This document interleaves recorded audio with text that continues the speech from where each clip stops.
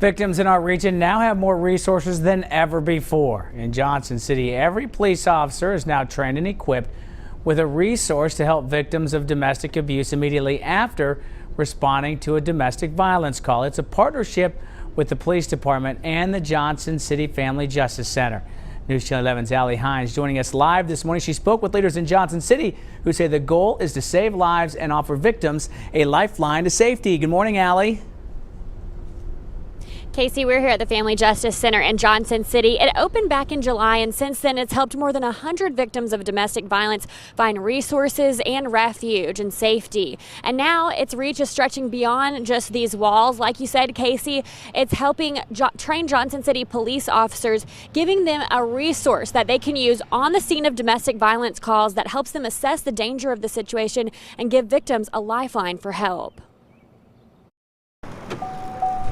Johnson City police officer Adam Lunsford says he responds to domestic violence calls daily. He says even when there is an arrest made, we leave those victims at home still, and sometimes they feel like they don't have an outreach past the police department responding to their residents. Now every officer in Johnson City has a resource to determine how much danger the victim is in. Do you think he or she might try to kill you? It's a series of 11 carefully researched and structured questions called a lethality assessment. Does he or she control most of your daily activities? It also gives the victims a way out. If you get a yes answer, that triggers a referral. If they screen the situation as dangerous, the officer will make a call on the scene to Safe Passage, a crisis domestic hotline that can provide the victim with resources for help and, if needed, a place to stay. Most of the people that we have talked to so far since we've started the lethality assessment, in my experience, they didn't realize that the Safe Passage was available to them.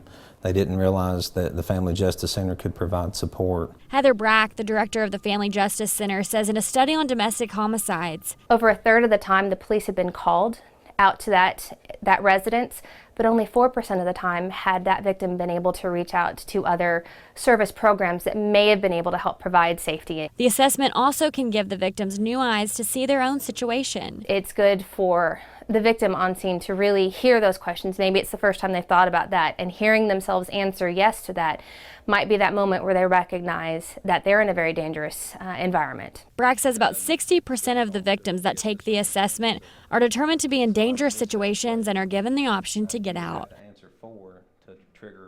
Heather Brack, the director of the Family Justice Center, says in about 30% of the cases where the victim is killed, she says that was the first act of physical violence. So this assessment, really the goal of it is to find signs and prevent that from ever happening. Reporting live in Johnson City, Allie Hines, News Channel 11 in your corner.